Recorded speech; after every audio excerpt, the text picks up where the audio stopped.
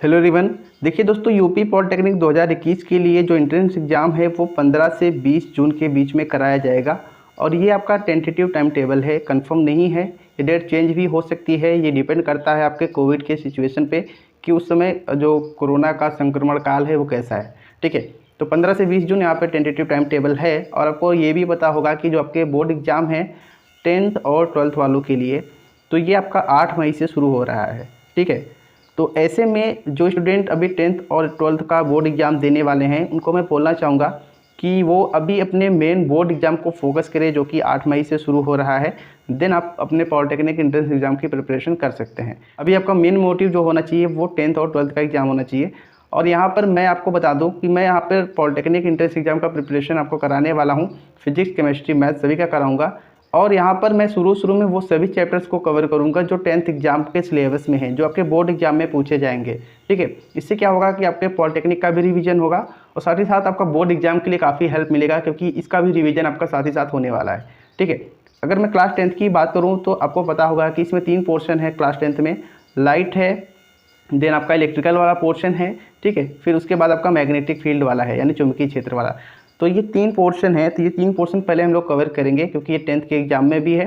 फिर उसके बाद जब आपका एग्जाम हो जाएगा फिर हम लोग बाकी बची हुई चीज़ों को कवर करेंगे। ठीक है, फिजिक्स, केमिस्ट्री, बायो तो छोड़ दीजिए, बायो तो नहीं पूछा जाता आपके एंट्रेंस एग्जाम में। फिजिक्स, केमिस्ट्री, मैथ, ठीक है, 3 चीज़ें हम लोग यहाँ पर कवर करने वाले हैं। और यहाँ पर आप लोग देखिए तो 23 चैप्टर आपको दिखाई देंगे। 23 चैप्टर टोटल हैं आपके पॉलिटेक्निक में। अगर आप इन 23 चैप्टर को अच्छे से पढ़ लेते हैं तो फिर आपको एंट्रेंस एग्जाम में पॉलिटेक्निक सरकारी वाला कॉलेज जो है वो मिल जाएगा। ठीक है, तो इस 23 चैप्टर को आपको पढ़ना है। फिजिक्स में टोटल 25 नंबर के फिजिक्स आपसे पूछे जाते हैं, तो 25 जो है नंबर आपको इसी चैप्टर में से पूछेगा। यहाँ पे टोटल आपका 9 और 10 सभी को मिलाकर दिया गया है। तो पहले हम लोग 10 में जो चीज़ें हैं उसको कवर करेंगे। देन आपका जो टाइम बचेगा उसमें हम लोग 9 का चीज़ें जो है वो कवर करेंगे। यहाँ पर आप लोग देख सकते हैं कि यहाँ पर आपका जो प्रकाश का पोर्शन है, यहाँ पर देखिए आप लोग, यहाँ से 13 नंबर से प्रकाश का परावर्तन है, गोली दर्पण का परावर्तन है, ये सभी आपके 10th में हैं। और नीचे की तरफ आप लोग देखेंगे तो यहाँ पर आपका जो इलेक्ट्रिकल वाला पोर्शन है वो सभी चीज़ें यहाँ पर आपको दिखाई देंगी, जिसमें आपका ओम का नियम है, फ्लेमिंग लेफ्ट हैंड रूल है, वो सभी चीज़ें हम लोग कवर करेंगे। एक दिन में एक चैप्टर आराम से कवर करेंगे, जिससे आपका रिविजन होता रहेगा। ठीक है, तो अभी हम लोग जो है वो इलेक्ट्रिसिटी का पोर्शन जो है वो कंप्लीट करने वाले हैं। यानी कि ये 18 से लेकर 23 तक जो आपको दिखाई दे रहा है चैप्टर, ये सभी हम लोग कंप्लीट करेंगे। देन हम लोग आएंगे अपने लाइट वाले पोर्शन पे, जिसमें हम लोग दर्पण को पढ़ेंगे, लेंस को पढ़ेंगे और प्रकाशिक यंत्र को पढ़ेंगे, मानवनेत्र पढ़ेंगे, वो सभी चीज़ें हम लोग पढ़ेंगे। ठीक है, तो अभी हम लोग जो पढ़ने वाले हैं वो है 18 नंबर का वैद्युत अपघटनाओं पर आधारित परमाणु मॉडल। ये वाला जो पोर्शन है ये हम लोग पढ़ने वाले हैं। ठीक है, तो चलिए शुरू करते हैं, टाइम ज़्यादा हो गया है। तो सबसे पहले आप लोग समझिए, यहाँ पर ये चैप्टर का नाम है atomic model of electrical phenomena. ठीक है, और इसमें आपको सबसे पहले जो जानना है वो होता है आपका चार्ज, यानी आवेश। ठीक है, आवेश आप लोगों ने पढ़ रखा होगा, लेकिन यहाँ पे मैं थोड़ा सा आपको अलग तरीके से बताने वाला हूँ, जिससे आपको समझना चाहिए कि आवेश को कैसे डिफाइन करते हैं। तो देखिए, अगर मैं आवेश को डिफाइन करना चाहूँ तो आवेश सिंपली एक गुण होता है। गुण यानी प्रॉपर्टी होती है किसी भी चालक की।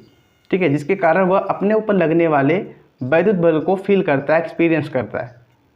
ठीक है, तो जो आवेश होगा वो आपका एक प्रॉपर्टी होता है, ये गॉड गिफ्टेड होता है। ठीक है, ये नेचुरल रूप से मिलता है और जिसके कारण कोई चालक अपने ऊपर वैद्युत बल को फील करता है। यहाँ पर हम लोग इलेक्ट्रिकल पढ़ रहे हैं इसलिए वैद्युत बल ही बोलेंगे। ठीक है, इलेक्ट्रिक फोर्स को वो एक्सपीरियंस करता है अपने ऊपर, तो उसको हम बोलते हैं आवेश।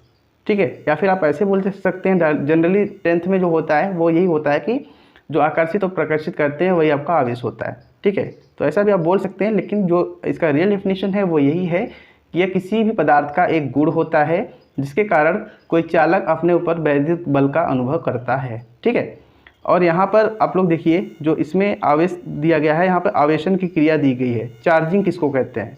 ठीक है, आप लोग मोबाइल चार्जर चार्ज करते होंगे, तो चार्जिंग किसको बोलते हैं? तो यहाँ पर देखिए, जब कोई वस्तु इलेक्ट्रॉन का त्याग करती है अथवा इलेक्ट्रॉनों को ग्रहण करती है तब उसमें एक अतिरिक्त गुण आ जाता है, अर्थात वस्तु जो है वो विद्युतमय हो जाती है, उसे आवेशन कहते हैं। ठीक है, तो वो चीज़ें मैं आपको बताने वाला हूँ। देखिए, सबसे पहले आप चार्ज समझ लिए। चार्ज क्या होता है? एक प्रॉपर्टी होती है किसी भी सब्सटेंस की, मैटर की, जिसके कारण कोई भी जो चालक होता है वो अपने ऊपर फोर्स एक्सपीरियंस करता है, इलेक्ट्रिकल फोर्स को एक्सपीरियंस करता है। तो ये दो टाइप का आवेश होता है। अगर मैं आवेश की बात करूँ तो ये दो टाइप का होता है। चार्ज यहाँ पर मैं लिख लेता हूँ, ये चार्ज हो गया। दो टाइप का आपका आवेश होगा, एक होता है आपका धनात्मक जिसको हम बोलते हैं पॉजिटिव, और दूसरा होता है आपका ऋणात्मक जिसको हम बोलते हैं निगेटिव। ठीक है, तो दो टाइप के आपके आवेश होंगे, एक धनात्मक आवेश होगा और दूसरा होगा आपका निगेटिव आवेश होगा। ठीक है, यहाँ तक क्लियर हो गया आपको। अब देखिए यहाँ पे कुछ आपको इम्पोर्टेंट पॉइंट दिए गए हैं, उसको मैं शॉर्ट में आपको समझाने की कोशिश करूँगा। देखिए यहाँ पर जो आवेश होंगे, जैसे कि आप लोगों ने देखा होगा कि अगर सेम कैटेगरी के लोग होते हैं तो वो कहते हैं ये मेरी बिरादरी का है। ठीक है, तो सेम चीज़ इसमें भी होता है, एक आपका पॉजिटिव होगा, दूसरा आपका निगेटिव होगा। ठीक है, ये दो टाइप के आवेश होते हैं, अभी मैंने आपको जस्ट बताया। और यहाँ पर अगर सेम बिरादरी के हैं, यानी इसे प्लस है और यहाँ पे भी दूसरा आवेश क्या है, प्लस ही है, तो ऐसे आवेश को हम बोलते हैं सजाती आवेश। ठीक है, सजाती आवेश, ऐसे आवेश को बोलेंगे हम सजाती आवेश, क्योंकि एक ही जाति के हैं। ठीक है, एक ही बिरादरी के हैं, जिसको बोलते हैं हम सजाती आवेश। अंग्रेजी में इसको बोलते हैं लाइक चार्ज। ठीक है, ये लाइक वो वाला लाइक नहीं है जो आप भी चल रहा है ट्रेंडिंग में फेसबुक वगैरह पर। ठीक है, तो लाइक चार्ज समझ में आया आपको कि एक ही जैसे आवेश होंगे तो उनको बोलेंगे लाइक चार्ज। जैसे कि प्लस प्लस, ये आपका है लाइक चार्ज, हिंदी में बोलेंगे सजाती आवेश। और इसके अपोजिट, यानी कि अगर प्लस और माइनस है, ठीक है, तो इसको हम बोलेंगे अनलाइक चार्ज। अनलाइक मतलब एक जैसे नहीं, अपोजिट इसका। ठीक है, इसको बोलेंगे अनलाइक चार्ज, इसको हिंदी में बोलेंगे विजातीय आवेश। ठीक है, तो यहाँ पे देख सकते हैं विजातीय आवेश यहाँ पे लिखा गया है, तो इसको बोलेंगे अनलाइक चार्ज। ठीक है, दोनों चीज़ समझ में आया। एक जैसे होंगे तो इसको बोलेंगे लाइक चार्ज, और एक जैसे नहीं होंगे तो इसको बोलेंगे अनलाइक चार्ज। ठीक है, अब यहाँ पर देखिए इसके फोर्स की बात करें तो जो आपका सजातीय आवेश होता है, यानी एक जैसे आवेश होते हैं जैसे प्लस प्लस, तो इसके बीच जो फोर्स काम करेगा वो होता है प्रतिकर्षण बल, रिपल्सन फोर्स जिसको अंग्रेजी में बोलते हैं। यानी एक इधर भागेगा, दूसरा इधर भागेगा। डायरेक्शन आपको समझ में आ रहा होगा, एक इधर भागेगा इस साइड और दूसरा इधर की साइड भागेगा, तो इसके बीच जो फोर्स काम कर रहा है वो होगा प्रतिकर्षण बल। ठीक है, प्रतिकर्षण बल। अंग्रेजी में इसको बोलें तो इसको बोलते हैं हम रिपल्सन फोर्स। ठीक है, रिपल्सन फोर्स, तो अंग्रेजी में इसको बोलेंगे रिपल्सन फोर्स। कब होगा ये, जब लाइक चार्ज रहेंगे, सजातीय आवेश रहेगा, प्लस प्लस रहेगा तो एक दूसरे को दूर भगाएगा। इसके अपोजिट प्लस और माइनस का केस आ गया तो इसके बीच अट्रैक्शन फोर्स काम करेगा, मतलब ये इसको अपनी तरफ खींचेगा, ये अपनी तरफ खींचेगा। सिंबल आप लोग देख लीजिए कैसे मैंने बनाया है, प्लस प्लस में दूर भगाएगा और जो प्लस माइनस होगा वो एक दूसरे को आकर्षित करेगा अपनी तरफ। ठीक है, तो इनके बीच जो फोर्स काम करता है इसको हम बोलते हैं अट्रैक्शन फोर्स, आकर्षण बल हिंदी में इसको बोलते हैं। ठीक है, तो यहाँ पर जो सेकेंड चीज़ है वो यही लिखा गया है कि समान प्रकार के अर्थात सजातीय आवेश एक दूसरे को प्रतिकर्षित करते हैं, यानी प्लस प्लस रहेगा, लाइक चार्ज रहेंगे तो कैसे करेंगे, दूर भगाएंगे, तथा विपरीत प्रकार के विजातीय आवेश एक दूसरे को आकर्षित करते हैं। तो वही चीज़ मैंने आपको बताया, अगर विपरीत नेचर के हैं यानी प्लस माइनस हैं तो ये क्या करेंगे, एक दूसरे को आकर्षित करेंगे अपनी तरफ। ठीक है, अंग्रेजी में रिपल्शन यहाँ पर और यहाँ पर अट्रैक्शन। ठीक है, मैं दोनों लैंग्वेज में बता रहा हूँ, जिसको जो कंफर्टेबल लगे उसमें आप समझ सकते हैं। उसके बाद नीचे की तरफ थर्ड आप पढ़िए, थर्ड वाले में लिखा गया है कि किसी वस्तु के विद्युतीकरण के लिए इलेक्ट्रॉन उत्तरदायी होते हैं तथा आवेशन की क्रिया इलेक्ट्रॉनों के स्थानांतरण के फलस्वरूप होती है। तो ये चीज़ आपको समझना चाहिए, मैं आपको समझा रहा हूँ। देखिए अगर कोई भी वस्तु है, जैसे ये मान के चलिए यहाँ पर कोई एक वस्तु है, अगर इस पर पॉजिटिव या फिर निगेटिव दोनों में से कोई एक आवेश आ रहा है तो ये होता है इलेक्ट्रॉन के कारण। जब इलेक्ट्रॉन बाहर निकलता है, ठीक है, जब इलेक्ट्रॉन बाहर यानी आउट होता है तो इस पर चार्ज आता है पॉजिटिव, और जब इलेक्ट्रॉन अंदर होता है यानी इन होता है, अंदर की तरफ जाता है, तो इस पर जो आवेश आता है उसको बोलते हैं हम निगेटिव। ठीक है, ये चीज़ आपको ध्यान देना है, हमेशा काम देगा। इलेक्ट्रॉन बाहर निकलेगा तो कैसा आवेश होगा, धनात्मक होगा। इलेक्ट्रॉन जब अंदर की तरफ आएगा तो कैसा आवेश होगा, वो ऋणात्मक होगा। ये चीज़ आपको ध्यान देना है। अभी क्वेश्चन जो मैं कराऊंगा तो सभी चीज़ें आपको क्लियर हो जाएंगी। ठीक है, और एक आवेश पर जो मान होता है, एक इलेक्ट्रॉन पर जो आवेश का मान होता है वो होता है 1.6 × 10⁻⁻19 कूलाम। ठीक है, ये आपको याद करना है। और साथ ही साथ मैं इलेक्ट्रॉन के द्रव्यमान बता दूं आपको। ठीक है, तो होता है 9.1 × 10⁻31 kg। ये द्रव्यमान है, ये भी आपको याद रखना है, ये भी आपसे पूछ लिया जाता है। तो ये चीज़ें हो गई। अभी हम लोग नीचे की तरफ बढ़ते हैं। नीचे की तरफ आप आएंगे तो यहाँ पर आपको देखने को मिलेगा चालक तथा अचालक, कंडक्टर एंड नॉन कंडक्टर। मेरे ख्याल से सभी लोगों को ये चीज़ें पता होंगी, लेकिन एक बार जल्दी जल्दी में रिवीजन कर लेते हैं इसका। यहाँ पर देखिए, जो लोग अब कमेंट कर रहे होंगे वो प्रीमियर क्लास है, यहाँ पर मैं आपके कमेंट को नहीं पढ़ पाऊँगा, तो इसके पहले जब भी मैं क्लास लूँगा इसके बाद मतलब, तो वो सब चीज़ें मैं लाइव करूँगा। तो देखिए यहाँ पे चालक और अचालक की बात करें तो कुछ पदार्थों में आवेश एक स्थान से दूसरे स्थान पर आसानी से स्थानांतरित हो जाते हैं, ऐसे पदार्थ को चालक कहते हैं। तो सिंपल सा आप समझिए, जिसमें इलेक्ट्रॉन, ठीक है, जिसमें इलेक्ट्रॉन घूम सके यानी मूव कर सके, उसको हम बोलते हैं कंडक्टर, ठीक है, कंडक्टर यानी चालक। और जिसमें इलेक्ट्रॉन मूव नहीं कर सकेगा, ठीक है, मूव नहीं कर पा रहा है, तो उसको हम बोलेंगे नॉन कंडक्टर यानी अचालक, ठीक है। जिसमें इलेक्ट्रॉन मूव करेगा उसको बोलेंगे चालक, जिसमें इलेक्ट्रॉन मूव नहीं कर सकता उसको बोलेंगे अचालक, ठीक है। अब यहाँ पर कुछ एग्जाम्पल आपको दिए गए हैं, जैसे कि लोहा, पीतल, चांदी, सोना, तांबा, अम्ल, जली विलयन व क्षार आदि। ये सब जो होते हैं वो चालक होते हैं। इसमें जो आवेश होता है, इलेक्ट्रॉन होता है, वो आसानी से इसमें फ्लो करता है या मूव करता है। इसके विपरीत जैसे कि आपका रबड़, प्लास्टिक, कागज़, ये होता है, इसमें आपका इलेक्ट्रॉन अच्छे तरीके से क्या मतलब घूम ही नहीं पाता, उसमें मूव नहीं कर पाता, फ्लो नहीं हो पाता। तो ऐसे जो आपके सब्सटेंस होते हैं, जो पदार्थ होते हैं, उसको बोलते हैं हम अचालक, ठीक है। मेरे ख्याल से ये सब चीज़ें आप सभी को पता होंगी। नेक्स्ट वाले पे आते हैं। तो नेक्स्ट वाले पे आप देखिए, चालक से संबंधित कुछ तथ्य हैं जिसे आपको जानना जरूरी है। देखिए, जो इलेक्ट्रॉन की संख्या होती है वो निकलती है आवेश बटा एक इलेक्ट्रॉन का मान, ठीक है। अगर मैं यहाँ पर इलेक्ट्रॉनों की संख्या को n से रिप्रेजेंट करूँ, आवेश को q से रिप्रेजेंट करूँ, और एक इलेक्ट्रॉन पर आवेश का मान जो होता है उसे हम e से रिप्रेजेंट करूँ, तो जो मिलाकर फॉर्मूला बनता है वो होता है Q = Ne। ये फॉर्मूला बहुत ही इंपॉर्टेंट है, इसको आपको याद करके रखना है।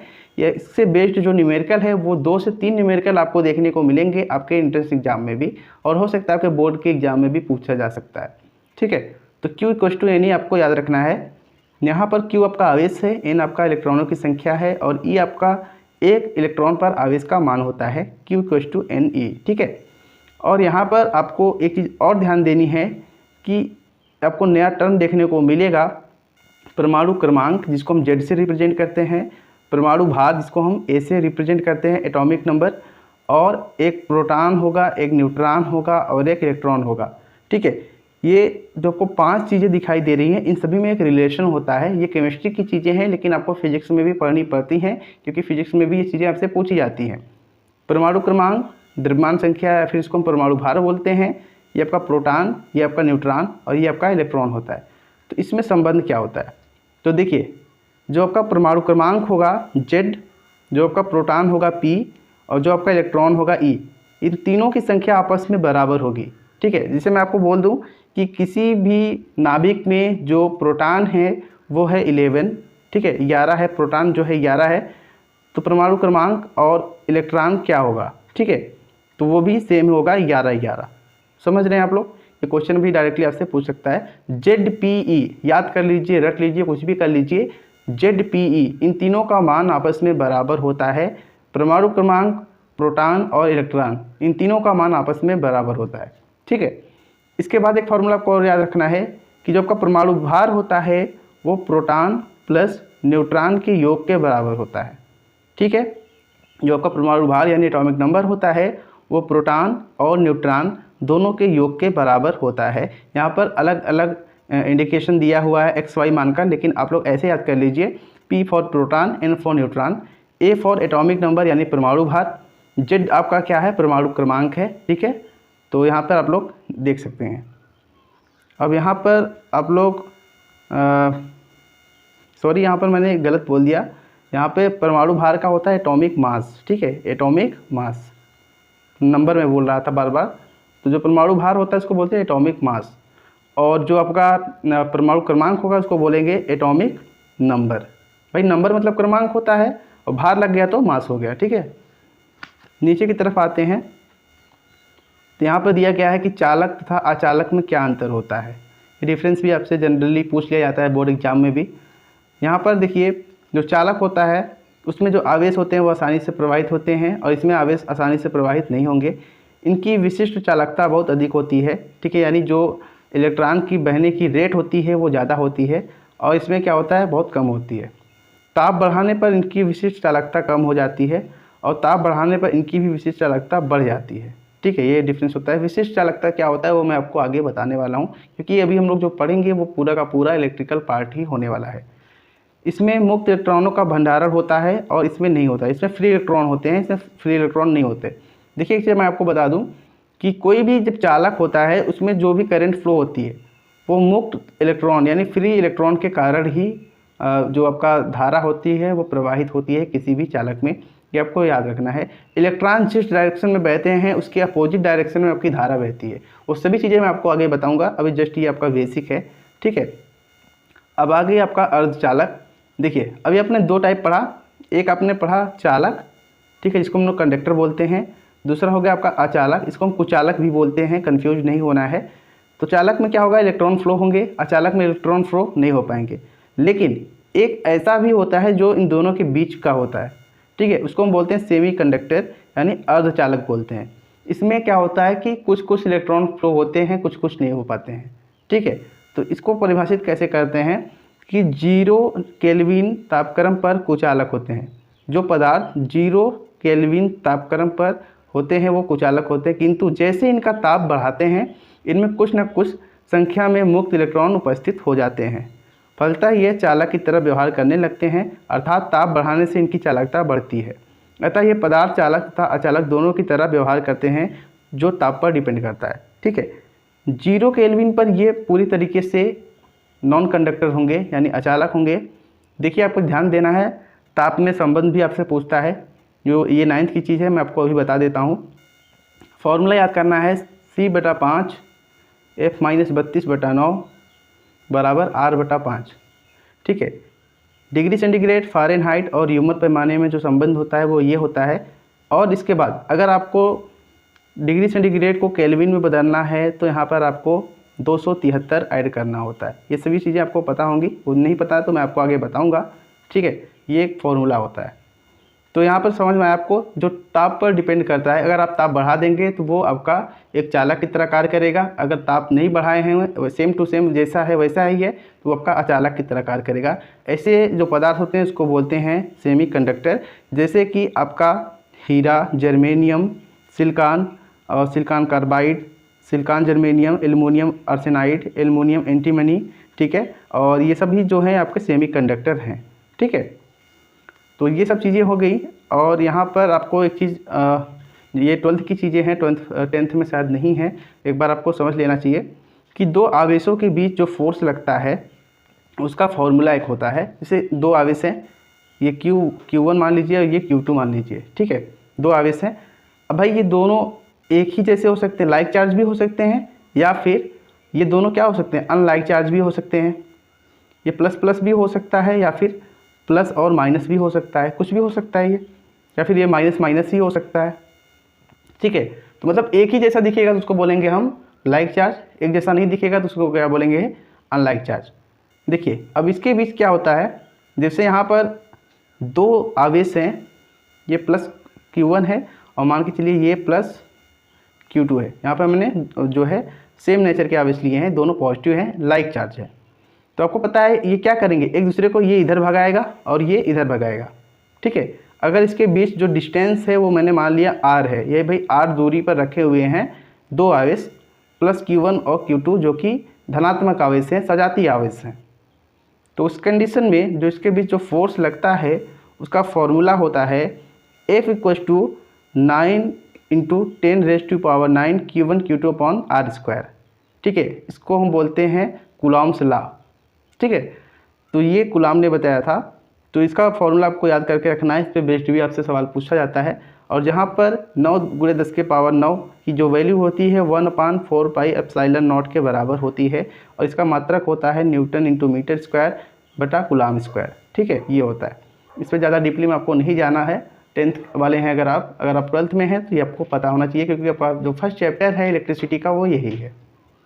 नीचे की तरफ आप देखेंगे तो यहाँ पे जो एक इलेक्ट्रॉन और जो गुरुत्वाकर्षण बल लगता है उनका जो अनुपात होता है वो 10 के पावर 40 के बराबर होता है। आपसे ऑब्जेक्टिव में पूछा जा सकता है, इसे भी आपको याद करना है।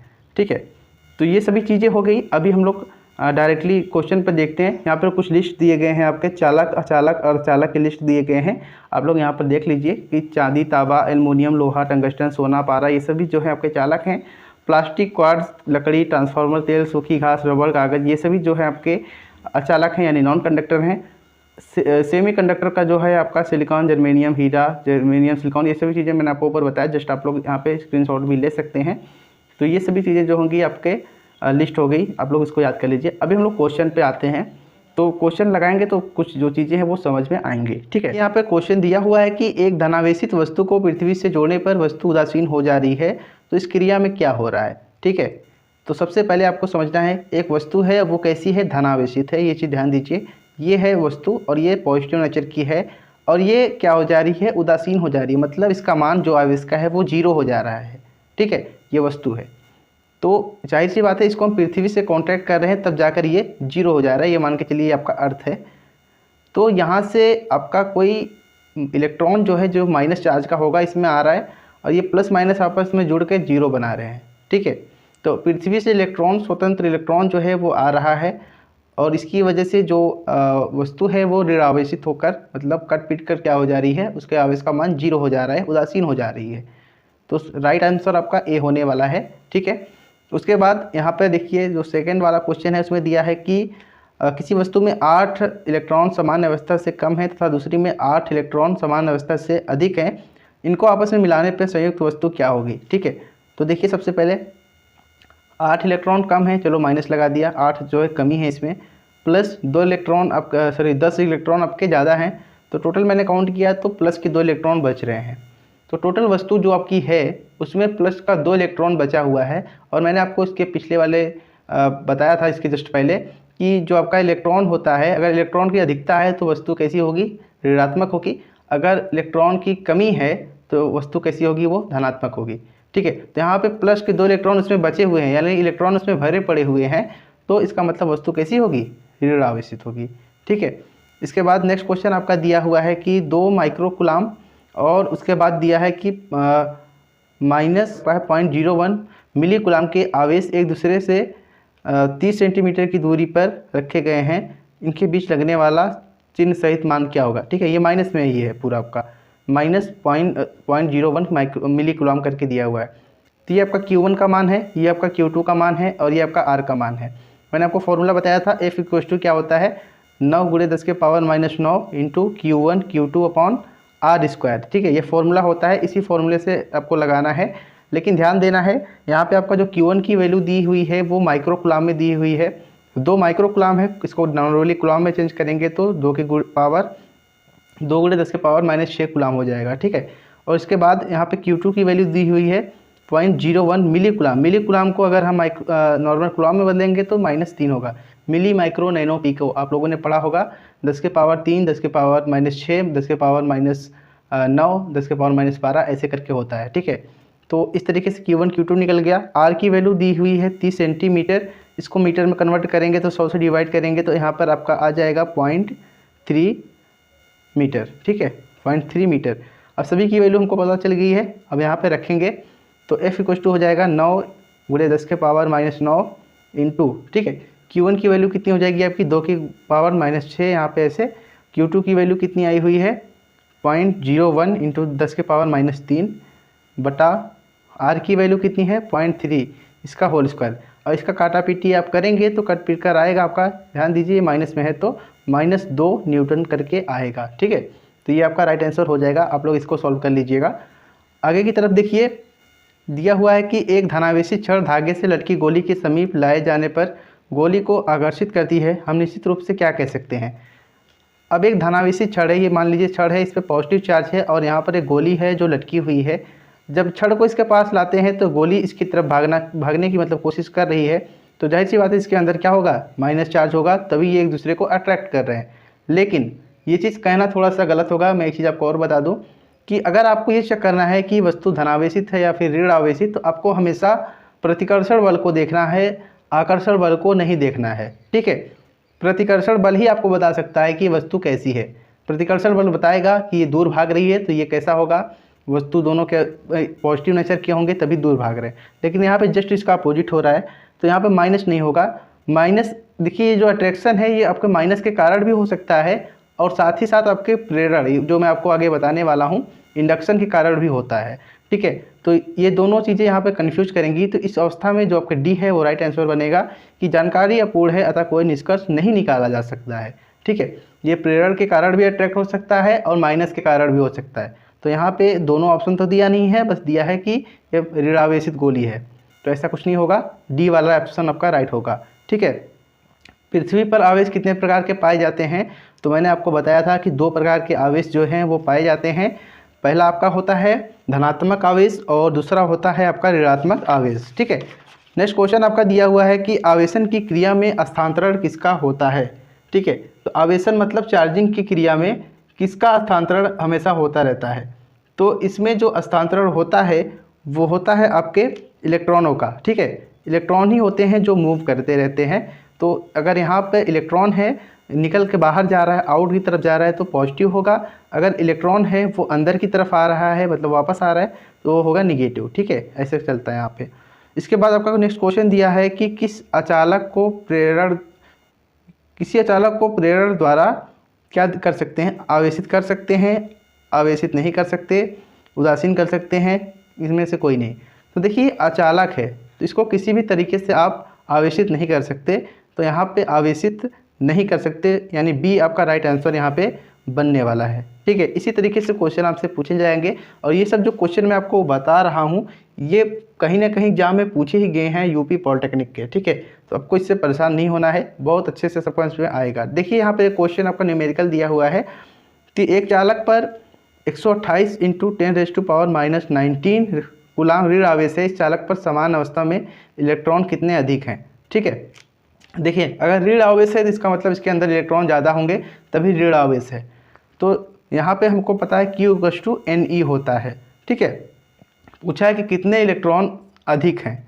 ठीक है, तो यानी n का मान पूछा है आपसे, तो n = क्या हो जाएगा, Q/E। Q की वैल्यू दे रखी है कितना, 128 10⁻⁻19 कूलाम। उसके बाद यहाँ पे आपका जो वैल्यू होती है उसकी, एक इलेक्ट्रॉन पर आवेश का मान कितना होता है, तो 1.6 × 10⁻⁻19 ये आपका हो जाएगा कूलाम। ठीक है, अब यहाँ पे देखिए ये पॉइंट है, तो यहाँ पे मैं पॉइंट लगा देता हूँ, 12.8 है। ठीक है, ये कैंसिल आउट हो जाएगा, पॉइंट से पॉइंट कैंसिल, 16×8 = 128। ठीक है, तो 8 बार जाएगा, तो कहने का मतलब डी आपका राइट आंसर बन जाएगा कि डी मतलब 8 इलेक्ट्रॉन क्या है इसमें जाता है। धातुओं में विद्युत चालन होता है किसके कारण, तो विद्युत चालन मैंने आपको बताया था मुक्त इलेक्ट्रॉन यानी फ्री इलेक्ट्रॉन के कारण होता है। ठीक है, एक चालक पर 11.2 × 10⁻⁻19 कूलाम का धन आवेश है। इस पर समान अवस्था से कितने इलेक्ट्रॉन कम हैं। ठीक है, देखिए धन आवेश है, धन आवेश का मतलब मैंने आपको बताया कोई भी वस्तु धनावेशित तभी होगी जब उसके अंदर इलेक्ट्रॉन की कमी होगी। ठीक है, जस्ट अपोजिट होता है, आपको ध्यान देना है। धनावेशित कब होगी, जब इलेक्ट्रॉन की कमी होगी, और ऋणावेशित कब होगी, जब इलेक्ट्रॉन की अधिकता होगी। ठीक है, तो यहाँ पे दिया है Q = Ne आपको लगाना है। Q की वैल्यू यहाँ पे दे रखा है, N की वैल्यू आपको निकालना है। Q की वैल्यू है 11.2 10⁻⁻19। E का मान कितना होता है, 1.6 × 10⁻⁻19।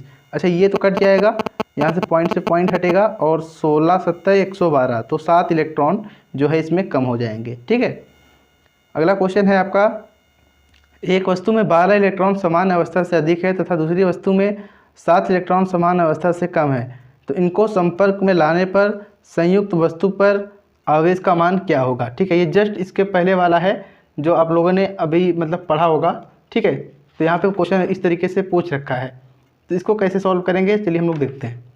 देखिए यहाँ पे क्या बोल रखा है कि वस्तु में 12 इलेक्ट्रॉन और यहाँ से समान अवस्था से अधिक है। चलो ठीक है, 12 इलेक्ट्रॉन अधिक है तो मैंने प्लस कर लिया इसको 12, और इसमें 7 इलेक्ट्रॉन कम है, तो 12 में से 7 घट जाएगा तो कितना बचेगा, 5 इलेक्ट्रॉन इसमें अधिक हैं। ठीक है, तो 5 इलेक्ट्रॉनों के बराबर बिल्कुल आपका यहाँ पर ए राइट आंसर हो जाएगा। क्वेश्चन दिया हुआ है कि 2 सजातीय आवेशों में 1.6 न्यूटन का प्रतिकर्षण बल लगता है जबकि उनके बीच की दूरी इतनी मीटर है। यदि दूरी इतनी मीटर कर दी जाए तो उनके बीच कितना फोर्स लगेगा। ठीक है, आर और एफ में आपको रिलेशन पूछ रखा है। हमको पता क्या है, F इक्वस टू 9 × 10 के पावर -9 इंटू Q1 Q2 अपान में R²। ये हमको फॉर्मूला पता है, लेकिन अभी इन सभी को हमें कांस्टेंट मानना है, F और R में रिलेशन देखना है। ठीक है, तो यहाँ पे हो जाएगा F directly proportional to 1/R²। ठीक है, अगर दो चीज़ें हैं तो यहाँ पर हो जाएगा F1 ये, और ये हो जाएगा R1। इसी तरीके से हो जाएगा F2 directly proportional to 1/R²। ठीक है, इस तरीके से हो जाएगा। अगर इनको हम डिवाइड करें, ठीक है, तो इसको हम लिख सकते हैं F1 बटा F2। ठीक है, F1 बटा F2 इक्वस टू आपका हो जाएगा R2 बटा R1 का होल स्क्वायर। इस तरीके से लिखा जा सकता है। अच्छा, R2 की वैल्यू यहाँ पर कितनी है, तो R2 की वैल्यू है यहाँ पर 0.02 और R1 की वैल्यू है 0.04। ठीक है, इतने का होल स्क्वायर। अच्छा, इसको डिवाइड करेंगे तो आएगा 1/2। ठीक है, 1/2 का स्क्वायर करेंगे तो यहाँ पे कितना हो जाएगा, F1 बटा F2 इक्वस टू 1/4। ठीक है, तो इस कंडीशन में F2 इक्वस टू हो जाएगा 4F1, और F1 की वैल्यू हमको कितनी दी रखी है, 1.6 न्यूटन। ठीक है, तो यहाँ से हो जाएगा 4 × 1.6, तो 6.4 न्यूटन आपका राइट आंसर हो जाएगा, जो कि आपका ऑप्शन नंबर डी, ये सी वाला मैच कर रहा है। ठीक है, तो ये आपका ऑप्शन सही हो जाएगा। उसके बाद अगला क्वेश्चन आपका दिया हुआ है कि एबोनाइट की छड़ है जिसको महीन कोमल रोए से रगड़ा जाता है, तो 10 के पावर 19 इलेक्ट्रॉन एबोनाइट छड़ से बाहर निकल जाते हैं, तो एबोनाइट छड़ पर आवेश कितना होगा, ये आपसे पूछ रखा है। तो Q equals to any formula आपको लगाना है। N की वैल्यू आपको दे रखा है, कितने इलेक्ट्रॉन है, 10 के पावर 19 इलेक्ट्रॉन है। आवेश आपसे पूछ रखा है और 1 इलेक्ट्रॉन पर आपको आवेश का मान पता है। ठीक है, तो Q इक्वस टू एनी हो गया। तो यहाँ पे हो जाएगा N की वैल्यू क्या हो जाएगी, Q इक्वस टू N की वैल्यू हो जाएगी 10 के पावर 19, और यहाँ पे हो जाएगा E का मान 1.6 × 10 के पावर -19। ठीक है, ये आपका प्लस में 19 है। ठीक है, ये प्लस में 19 है, तो ये तो कट जाएगा, तो बचेगा कितना, 1.6। ठीक है, तो यहाँ पे कौन सा ऑप्शन है आपका, बी वाला राइट आंसर हो जाएगा कि 1.6 कूलम इसका राइट आंसर होगा। ठीक है, नेक्स्ट क्वेश्चन आपका दिया हुआ है कि एक तत्व के परमाणु की कक्षा में 8 इलेक्ट्रॉन है, इसके परमाणु की नाभिक में प्रोटॉन कितने होंगे। ठीक है, इलेक्ट्रॉन यानी ई का मान दिया है, आपसे प्रोटॉन का मान पूछ रखा है। तो मैंने आपको बताया था जेड पी ई, इन तीनों का मान आपस में बराबर होता है, तो जितने इलेक्ट्रॉन उतने प्रोटॉन और उतने ही आपके परमाणु क्रमांक भी होंगे। तो यहाँ पे बिल्कुल 8 आपका राइट आंसर हो जाएगा। ठीक है, अगला क्वेश्चन आपका दिया है कि एक वस्तु में 12 इलेक्ट्रॉन समान अवस्था से अधिक है तथा दूसरे वस्तु में 16 इलेक्ट्रॉन समान अवस्था से कम है, तो इसको संपर्क में लाने पर संयुक्त पर आवेश कितना होगा। ठीक है, ये आपसे पूछ रखा है क्वेश्चन नंबर ये आपका जो भी है। तो देखिए इसमें क्या है, 12 इलेक्ट्रॉन समान अवस्था से अधिक हैं। ठीक है, तो मैंने यहाँ पे प्लस का 12 किया, दूसरी वस्तु में इतने कम हैं तो यहाँ पे मैंने 12 - 16 कर दिया, तो यहाँ से घटेगा तो हमारा कितना आंसर आएगा, तो यहाँ पे हमारा जो आंसर आएगा -4। ठीक है, यानी -4 आपका राइट आंसर यहाँ पे बनने वाला है। तो -4 इलेक्ट्रॉन क्या होंगे, इसमें कम है। माइनस का मतलब क्या है, यहाँ पर -4 इलेक्ट्रॉन जो हैं वो कम होंगे, तो यहाँ पे बिल्कुल आपका 4 इलेक्ट्रॉनों के बराबर आंसर सही हो जाएगा, तो आपका ए राइट आंसर बनेगा। ठीक है, तो इतने क्वेश्चन थे जो मैंने आपको सभी को करा दिए हैं, आप लोग आगे कर सकेंगे। और यहाँ पर एक लास्ट क्वेश्चन है जिसका आप लोग कमेंट करके हमें बताएंगे कि एक चालक पर 8 × 10 के पावर -19 कूलम का ऋण आवेश है, इस चालक पर समान अवस्था में इलेक्ट्रॉन कितने अधिक हैं। ठीक है, Q इक्वस टू एनी का फॉर्मूला आपको लगाना है इसमें। ठीक है, N की वैल्यू आपसे पूछ रखा है, तो कितना आंसर आएगा आप लोग कमेंट सेक्शन में कमेंट करके बताइएगा। मिलेंगे अगले वीडियो में। जय हिंद।